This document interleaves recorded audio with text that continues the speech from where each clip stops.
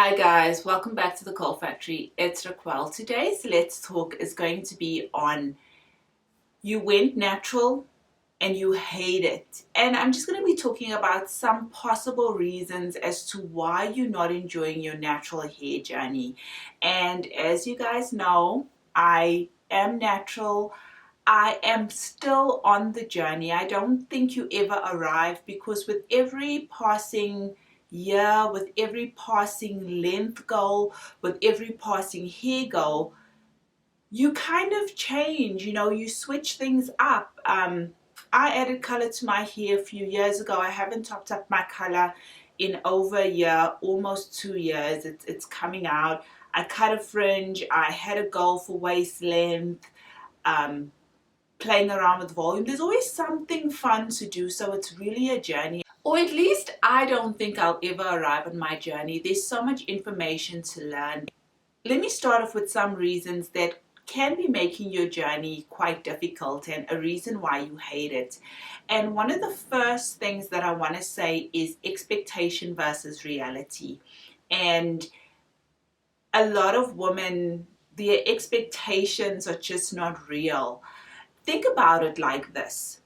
If you have been relaxing your hair, if you've been using heat on your hair, if you've bleached your hair or you've been bleaching your hair, you've been doing it for years. So for most women, and I know there are some young girls who are also on the journey, but for most women, you have been damaging your hair for a decade or even more than a decade. Some of you have been damaging your hair for 2 decades, for 3 decades. And then you decide to go natural.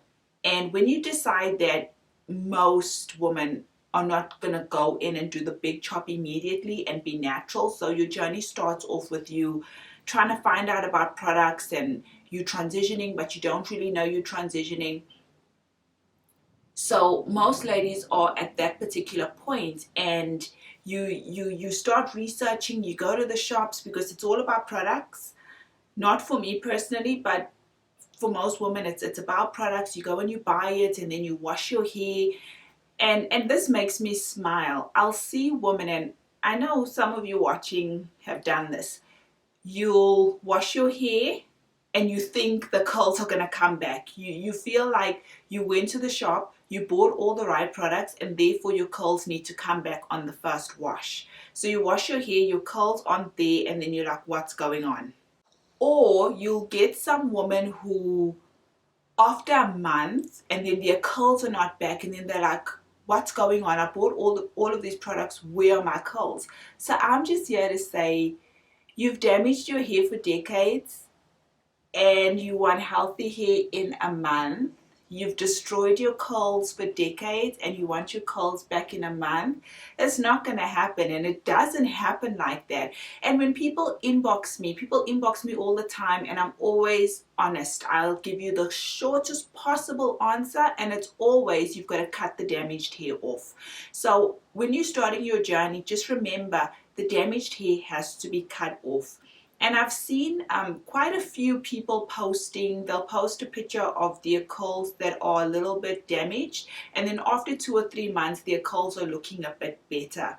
Now what I'm saying, people might disagree with what I'm saying, but it's just what I've learned on my journey. If you start, whether you start following the Curly Girl method or you just start using products for natural hair, and you don't know whether they're Curly Girl approved, or you choose not to follow that method, it's completely up to you. It really doesn't matter, because you're starting on this journey and you're finding out, and you'll find how you want to move forward with your journey and what method you want to use. And the ladies, their curls will start, looking really nice after 2 or 3 months. For me personally, I think that you're still going to have to cut off that hair because it's been slightly damaged. So as your hair grows and as you keep cutting, maybe after 3 or 4 years, you'll notice your hair looks completely different. You'll notice your curls are looking even more amazing, and they'll start looking the way they're supposed to look once even that damaged hair that started to curl a bit better, once even that's been cut off and your hair is just fully natural. you really see your curls start to pop. So if you're on this journey and you see somebody's curls are looking really nice after 6 months, but you're still struggling, don't worry. For me, I still think that hair needs to be cut off personally and have, fully undamaged hair growing out from the scalp. Those ladies will see a difference. I'm trying not to make this video very long, but I just spoke about expectation versus reality. Something else that people are having trouble or really struggling with on their natural hair journey is that, I'm going to say it, you stubborn. Women, when it comes to their hair, are so stubborn. They feel like, I know how to do my hair. I've been doing my hair for years. Sis, you've been doing it wrong for years. And even when you ladies come on this journey, they want to learn, but they have this barrier up and it's so difficult to get through to them. I would encourage you to just forget everything that you knew and just relearn, because it's as simple as learning how to rewash your hair, because we've been washing it wrong. Something that simple. So really just drop your guard, drop the walls, and really take in the information that you are about to learn. Sticking on the subject of being stubborn, do your research, and you might find that I might say something and somebody else might say something different and somebody else might say something different. Don't get flustered and don't feel like I don't know what to do. Take a minute, try out each different method and then see which one works for you, because in this natural hair world there's not a lot of tried and tested research. Most hairdressers don't even know how to manage curly hair. So as much as it's not a new industry, it's still like in its infancy, and that's why there's a lot of us who just come on camera and share our journey. So relearn, guys, it's okay. Something else that's making your hair journey difficult is curl type.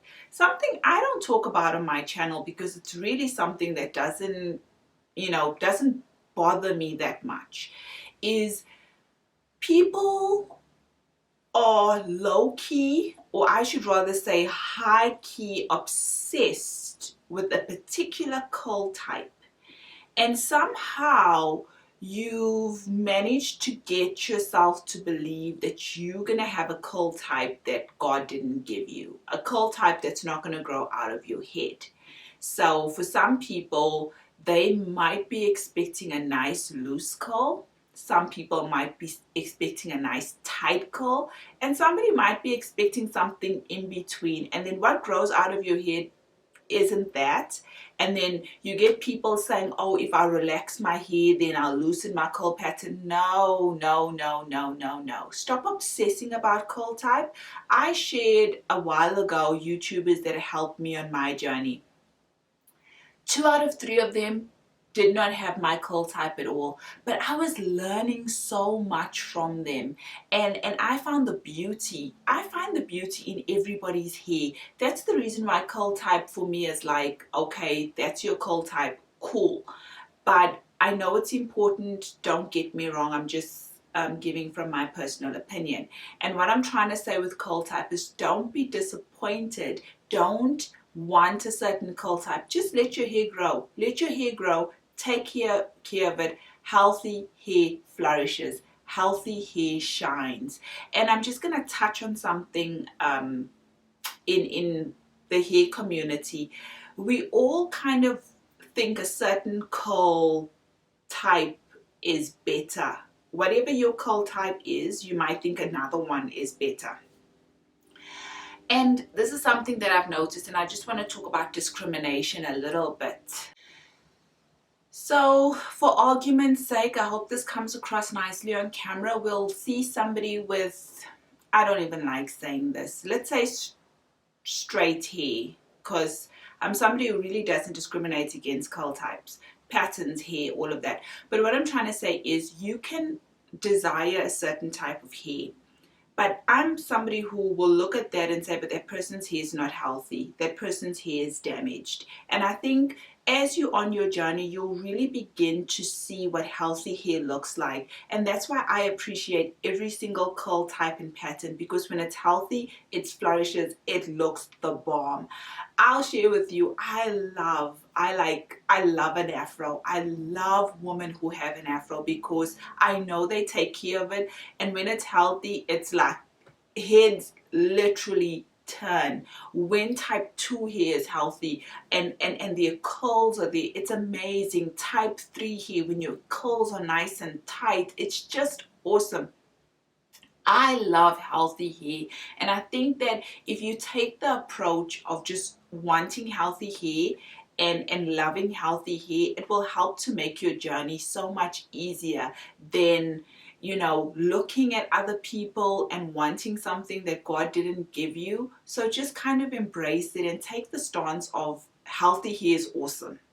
The last thing, because I do think this video is becoming a little bit long, but the last thing that I'll kind of wrap up with is why you are hating your hair journey is because for most people, your hair is either dry or breaking. So I would encourage you to do your research and to find out about your protein and moisture balance. It's cold now as I'm doing this video, so most of us are going to be focusing on moisture, moisture, moisture, moisture, moisture. But don't forget that your hair also needs to be strong. So the protein is where your hair gets strength, and the moisture is where it gets its softness and its manageability from. So do your research and find out what is your hair's hair balance. I can't tell you what, you know, your hair's balance is. On my journey with my hair being so healthy, my hair cooperates with me very, very well.